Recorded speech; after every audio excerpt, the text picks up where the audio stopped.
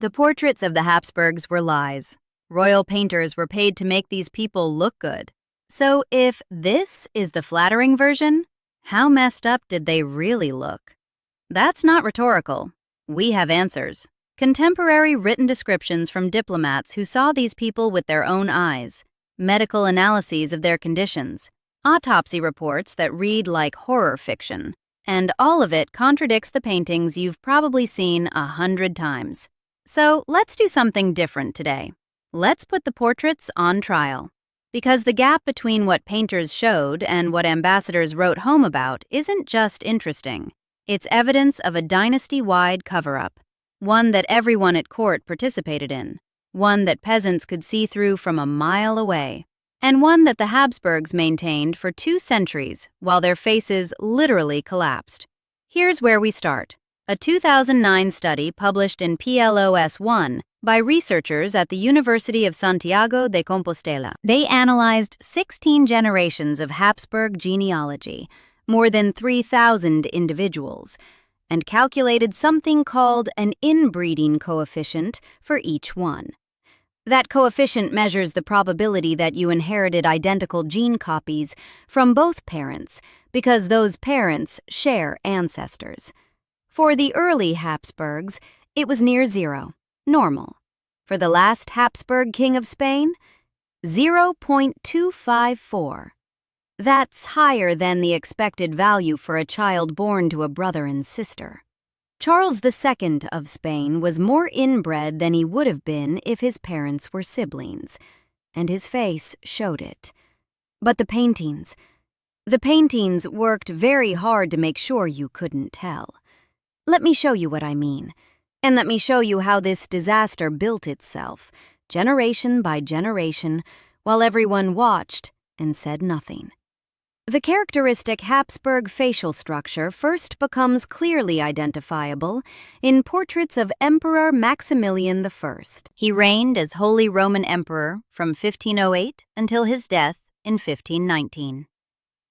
Portraits by Albrecht Dürer and Bernhard Strigel show a pronounced lower jaw extending beyond the upper, a condition now termed mandibular prognathism. But here's the thing. In Maximilian's portraits, it looks almost distinguished, distinctive rather than pathological. The painters rendered it as an interesting feature on an interesting face. Maximilian himself was capable, physically active, mentally sharp. He led military campaigns personally into his 50s. If you only had the portraits, you might think the jaw was just an unusual family trait, nothing to worry about. But Maximilian's parents were related. His father, Frederick III, and his mother, Eleanor of Portugal, shared common ancestors through multiple lines. His calculated inbreeding coefficient registers measurably above 0. Not dramatic, but present. That jaw in his portraits? It wasn't random variation. It was the first observable evidence of recessive traits beginning to accumulate through consanguineous marriage, and contemporary animal breeders would have recognized exactly what was happening. By the 15th century, Arabian horse breeders had maintained pedigree records for 800 years. 8 centuries of documented practice specifically to track genetic lineage and prevent excessive close breeding. German cattle breeders maintained informal standards requiring introduction of outside stock every few generations. English sheep farmers operated on folk wisdom transmitted across generations, not codified science, but practical knowledge that had proven itself effective over time. Peasants knew. Illiterate farmers who couldn't write their own names understood something fundamental about biology. Crossing different lines strengthened stock. Repeated close breeding produced weakness, reduced fertility, increased mortality among offspring. This wasn't scientific in the modern sense, but it was empirical, widespread, effective, and available to anyone who worked with animals. The Habsburgs had access to this expertise. They employed stable masters. They bred horses. They could have asked. They didn't. Now watch what happens in a single generation. Charles V inherited more territory than any European ruler since the Roman emperors. Born in 1500, he became King of Spain in 1516 and Holy Roman Emperor in 1519. He ruled simultaneously over Spain, the Netherlands, Austria, parts of Italy, and the expanding Spanish colonies in the Americas. His reign represented the apex of Habsburg power, and his portraits, by Titian and numerous court painters, show him as the embodiment of imperial authority, armored, mounted, commanding. They also show a jaw significantly more pronounced than his grandfather Maximilian's. The mandibular prognathism had progressed measurably in one generation, but the paintings minimize what contemporary observers described directly. Charles V's lower jaw extended so far forward that his teeth did not meet properly. Chewing was difficult. His speech was distinctively slurred. And here's a detail the portraits absolutely do not show. Contemporary chroniclers noted that Charles preferred to dine alone whenever possible, because the sight of him eating was considered unsuitable for public observation. The most powerful ruler in Christendom concealed himself during meals, because his own mandible humiliated him. His calculated inbreeding coefficient exceeded his grandfather's. His parents, Philip I and Joanna of Castile, were themselves products of intermarried noble houses. The genetic consequences compounded. Charles understood his appearance was notable. He could not have failed to notice the difference between his reflection and the faces around him. He arranged marriages for his children and relatives that maintained the pattern anyway. His son Philip II married 4 times, including to his own first cousin, Maria of Portugal. The dynasty's commitment to blood purity overrode observable physical evidence, and with each generation, the portraits worked harder to conceal what everyone could see. Philip II reigned from 1556 to 1598. His calculated inbreeding coefficient exceeded his father's.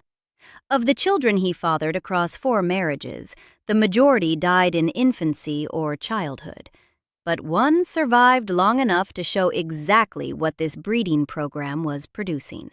Don Carlos, Prince of Asturias, Philip II's son and heir. Born in 1545 to Maria of Portugal, Philip's first cousin. Maria died 4 days after giving birth. The pregnancy had been difficult. The birth was worse. And the child that emerged would become a walking advertisement for everything wrong with Habsburg marriage policy. Don Carlos was born with a hunched back. His shoulders sat unevenly. One leg was noticeably shorter than the other. His head was disproportionately large for his body, and contemporary observers noted that it continued to grow throughout his childhood in ways that suggested abnormal development. Court physicians documented these features. Court painters ignored them entirely. The portraits of Don Carlos show a young prince, regal, perhaps a bit unusual looking, but dignified. Nothing that would make you suspect you were looking at someone whose body had been assembled wrong from the start. What the portraits don't show is his behavior. Don Carlos was violent, erratic, cruel in ways that alarmed even hardened courtiers accustomed to the casual brutalities of 16th century aristocratic life. He tortured animals for amusement. He attacked servants. He once ordered a cobbler's shop burned down because he didn't like a pair of boots. His rages were legendary, sudden, intense, and seemingly triggered by nothing. He also appeared to be intellectually impaired in ways that made governance impossible to imagine. His father Philip II, himself the product of cousin marriage, himself showing the characteristic jaw, watched his heir deteriorate and faced an impossible choice.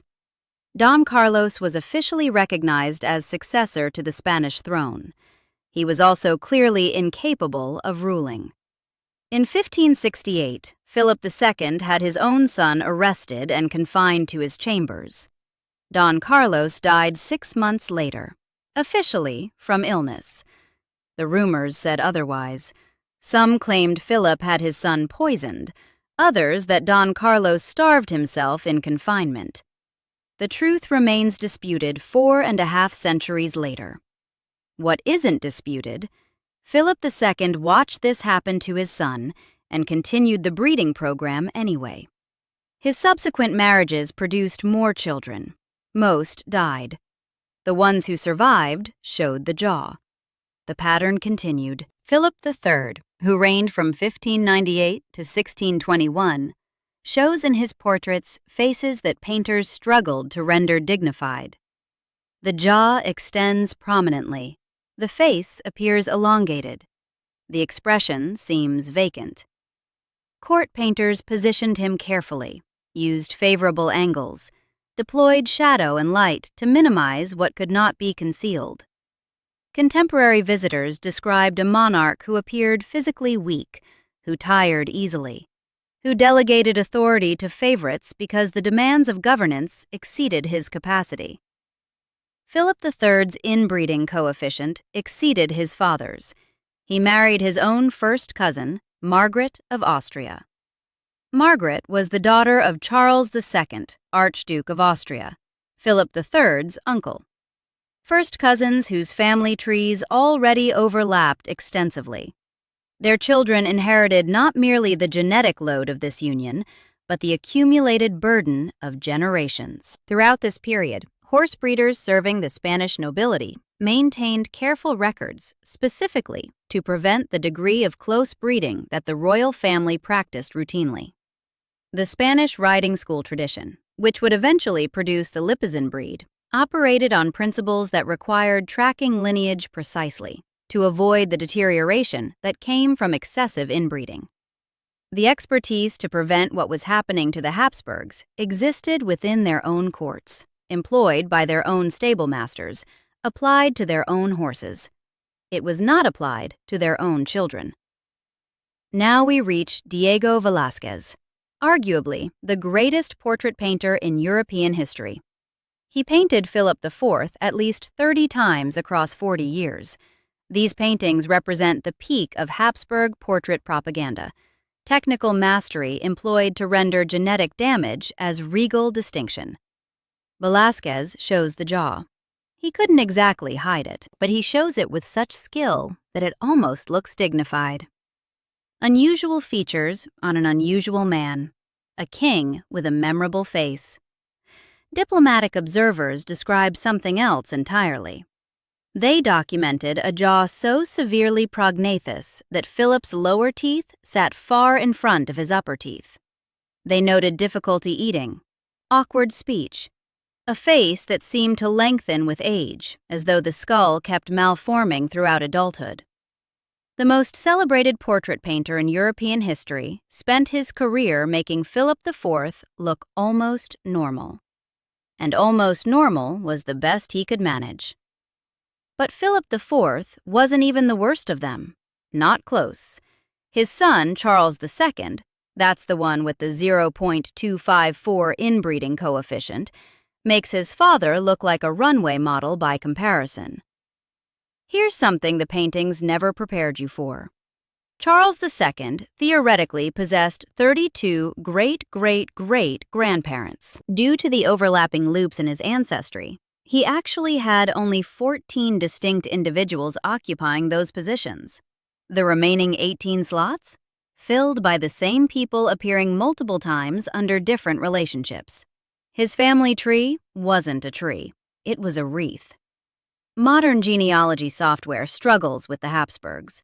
Players attempting to recreate the Habsburg family tree in games like Crusader Kings have discovered that systems designed to handle complex medieval dynasties sometimes can't process family trees where the same person appears as multiple different ancestors simultaneously.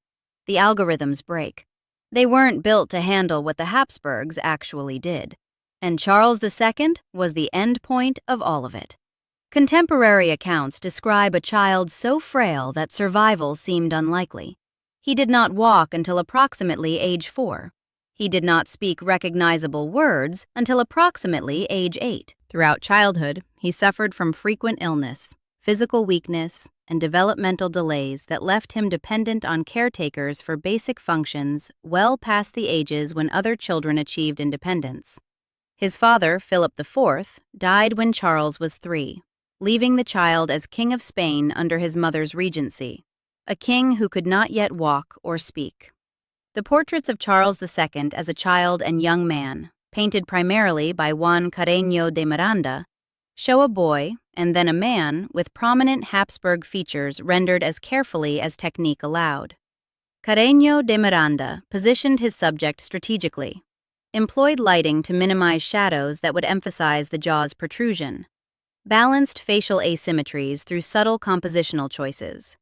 The resulting images show an unusual-looking young man, but a recognizably human one.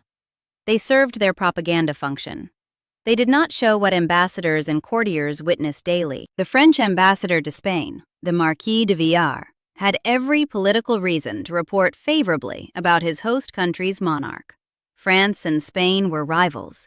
Unflattering reports could cause diplomatic incidents.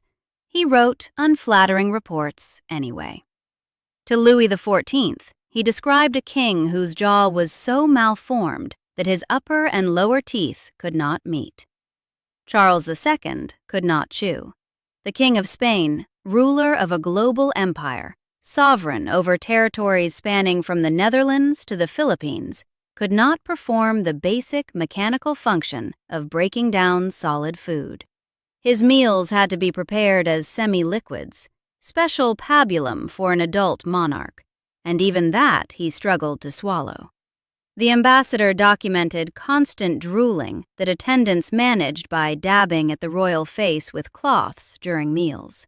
Those cloths required frequent replacement because the king couldn't control his own saliva while trying to ingest what amounted to baby food. State dinners were performances, everyone pretending not to notice. The Venetian ambassador added observations about speech. Charles's tongue was so enlarged, a condition called macroglossia, common in certain genetic disorders associated with inbreeding, that it barely fit in his mouth. His words came out as slurring that even native Spanish speakers found difficult to interpret. Foreign diplomats didn't struggle because they lacked Spanish. They struggled because Charles couldn't produce Spanish in any recognizable form. Courtiers who'd spent years at his side had developed informal systems for understanding him, having learned through prolonged exposure to decode sounds that barely resembled standard pronunciation. Think about that. The diplomatic corps of Europe needed interpreters not to translate Spanish into French or Italian or German, but to translate the King of Spain's speech into actual Spanish. The papal nuncio documented epileptic seizures, sudden, without warning. The most powerful Catholic monarch in Europe would drop into convulsions that initially alarmed diplomatic visitors, but had become routine for Spanish courtiers. Charles walked with difficulty when he could walk at all. Some days he needed assistance to move. Others, he couldn't rise from bed. Before 35, he was bald, weakened, and described by observers as appearing elderly. And the portraits show a somewhat unusual-looking young man. That's the gap. That's the cover-up. 30 years of formal portraits depicting a king who could barely function, and every single one designed to make him look dignified enough to rule. Everyone knew.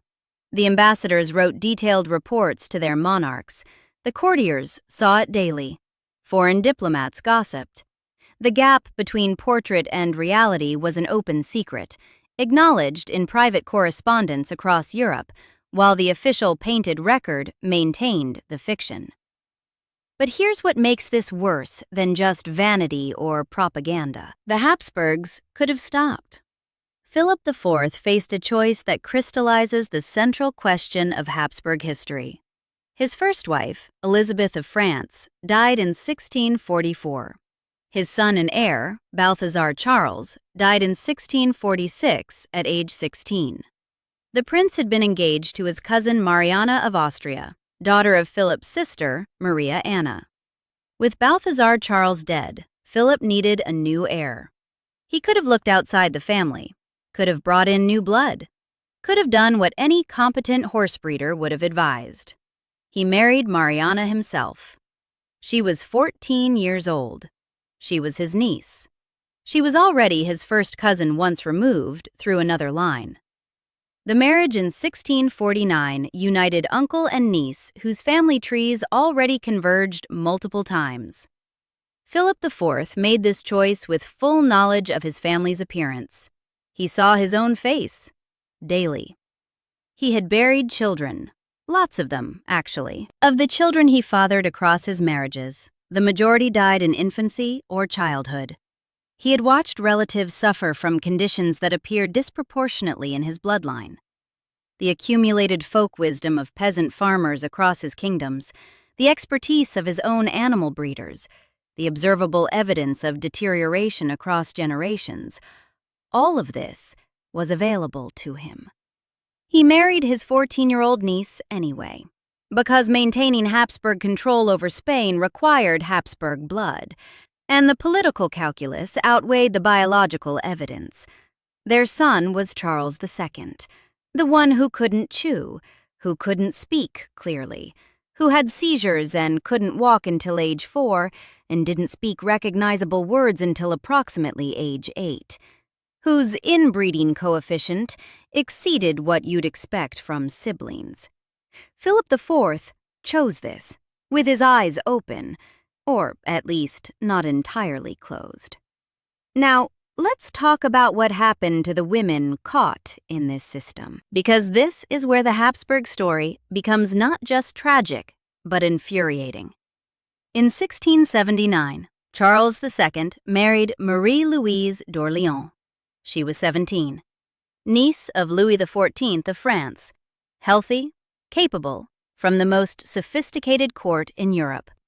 Her job was simple: produce an heir to continue Habsburg rule in Spain. The marriage produced no children. Over the following 10 years, Marie-Louise of Orléans became the target of systematic blame. The Spanish court required explanation for the empty nursery. That explanation settled entirely on the Queen. Physicians examined her repeatedly, found no impediment to conception. This medical clearance didn't exonerate her. If anything, it made things worse. Suspicion shifted to deliberate prevention.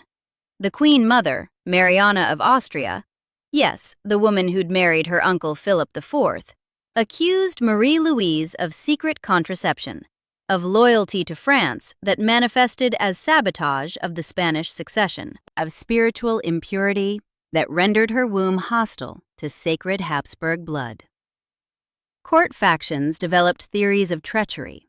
Religious authorities suggested French corruption of her spiritual state. The consensus held that the Queen bore responsibility for the failure. Let me be absolutely clear about what was happening here. Marie-Louise observed her husband daily. She saw what every ambassador saw: the face that launched 1,000 diplomatic dispatches full of barely concealed horror. The man who couldn't chew solid food, who drooled through state dinners, who suffered seizures, whose body had failed to develop normally since birth, whose genetic inheritance was so degraded that basic biological functions remained beyond him. And she got blamed for not getting pregnant. Charles II's broken body wasn't just evidence of what inbreeding had done to the Habsburgs. It was evidence, visible, constant, impossible to ignore, that he likely couldn't father children at all. Contemporary medical records, examined with modern understanding, describe symptoms consistent with impotence or sterility resulting from hormonal dysfunction. But the Spanish court couldn't acknowledge that. Couldn't acknowledge that the king himself was the problem. So they blamed his wife. Marie-Louise endured accusations for a decade, while the evidence for alternative explanation presented itself constantly in her husband's deteriorating form. She watched him struggle to eat, watched him seize, watched him fail at basic physical functions. and listened to courtiers whisper that she was the reason there was no heir. She died in February 1689, officially from peritonitis following horseback riding, though suspicions of poisoning circulated immediately and persist today. She was 26 years old. Before her death, she reportedly stated that she had not experienced a single day of happiness since arriving in Spain. 10 years of marriage, 10 years of blame for a failure that her husband's body embodied visibly. Charles remarried within months. Maria Anna of Neuburg, selected specifically because she came from a demonstrably fertile family. Her mother had produced 23 children. The logic: if childlessness resulted from the queen's inadequacy, a queen from proven fertile stock would solve the problem. Maria Anna also failed to produce children, but the Spanish court had a new theory now, one that absolved Maria Anna, one that finally acknowledged something might be wrong with Charles himself. The king was bewitched. El hechizado, the bewitched. That's what they called him. Not broken by generations of cousin marriage, not destroyed by genetic accumulation of recessive disorders. Bewitched, cursed, afflicted by dark forces that could be driven out through proper spiritual intervention. The exorcisms began in 1698. Dominican friars performed elaborate rituals to drive demons from the king's body. Charles himself participated, convinced that malevolent spirits explained his failing health, his inability to father children, his constant weakness. The rituals went on for months. Prayers, holy water, invocations against Satan. The Grand Inquisitor himself got involved, authorizing increasingly dramatic interventions. One exorcist claimed Charles was possessed by the devil through a chocolate drink given to him 14 years earlier. Another claimed the curse had been placed on him at age 14 through a similar bewitchment. The court debated which theory was correct. What no one debated, what remained officially impossible to acknowledge, was that the king's problems had begun at conception, not through chocolate. The exorcisms failed.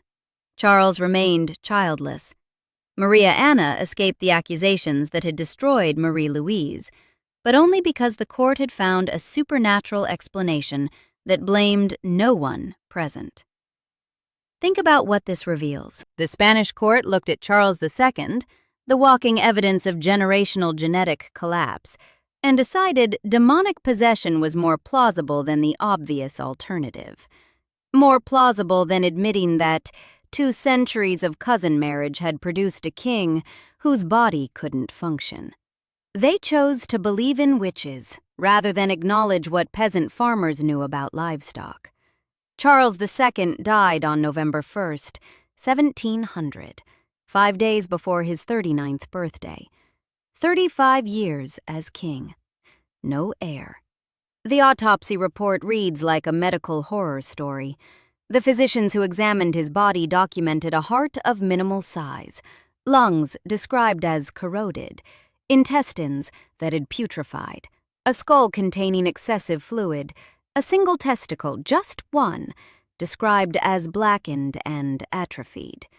The official medical findings stated that his body contained almost no blood. Whether literally accurate or conventionally hyperbolic, the autopsy confirmed what observers had documented throughout his life. Charles II's body had been failing since before he was born. Assembled from genetic material so degraded by generations of consanguineous marriage that it barely maintained viability. He'd been dying since conception. Slowly, visibly, documented by every diplomat who passed through Madrid, painted by court artists working desperately to make the unacceptable look acceptable. And then, Europe exploded. Charles II's death triggered the War of the Spanish Succession. Understand what was at stake. The Spanish Empire in 1700 controlled territories spanning the globe. Spain itself, the Netherlands, large portions of Italy, the Philippines, vast colonial holdings in the Americas. And now, there was no Hapsburg to inherit any of it. Charles had named Philip of Anjou, grandson of Louis XIV of France, as his heir. This would unite the Spanish and French crowns under Bourbon control, creating a superpower that would dominate Europe and the colonial world combined. England, the Dutch Republic, and Austria said absolutely not.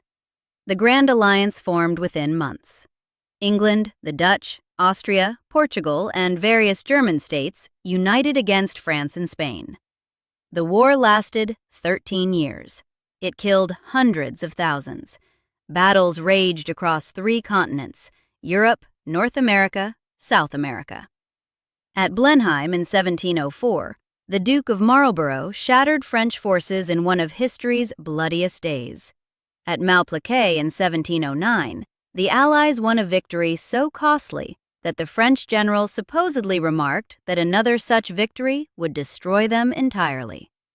Fleets clashed in the Mediterranean and the Caribbean. Colonial settlements burned. The economy of Europe strained under military expenditures that bankrupted treasuries across the continent. When the Treaty of Utrecht finally ended the conflict in 1713, the map of Europe had been redrawn completely. Philip of Anjou kept Spain, but France and Spain were forbidden from ever uniting under a single crown. Austria grabbed the Spanish Netherlands, Milan, Naples, and Sardinia. Britain took Gibraltar and Minorca, establishing Mediterranean naval dominance that would last centuries.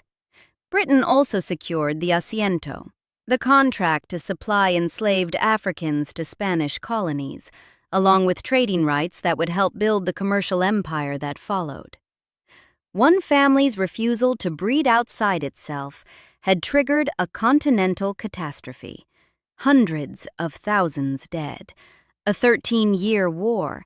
The entire European balance of power restructured. Because Philip IV married his niece. Because Charles V dined alone. Because Maximilian's parents shared too many ancestors. The portraits remain. They hang in museums now. The Prado in Madrid, the Kunsthistorisches Museum in Vienna. Beautiful objects, technical masterpieces. Velázquez's Philip IV, Carreño de Miranda's Charles II, Dürer's Maximilian I. Every single one a carefully constructed lie. The real faces behind those portraits were the faces of a family that bred itself into extinction, who watched generation after generation deteriorate and kept marrying cousins anyway, who employed stable masters operating on principles that could have saved the dynasty and never thought to apply those principles to themselves, who blamed their wives for biological failures their own bodies embodied visibly, who chose to believe in witches rather than acknowledge what peasants knew. And I keep coming back to the same question, the one I can't answer, the one I'm leaving with you. Were the Habsburgs oblivious idiots who couldn't connect the obvious dots, who watch their children die, their relatives deteriorate, their faces collapse generation by generation, and somehow failed to notice the pattern? Who lived alongside horse breeders and cattle farmers, who all knew what they refused to learn? Or did they see it? Did they see it clearly? Did Philip IV look at his own face, at his dead children, at his family's history, and marry his 14-year-old niece anyway because he believed that rules governing peasants and their animals simply did not apply to royal blood? Oblivious or arrogant? I don't know. You tell me.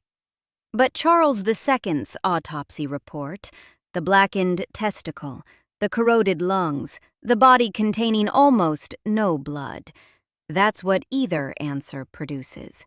The endpoint looks the same.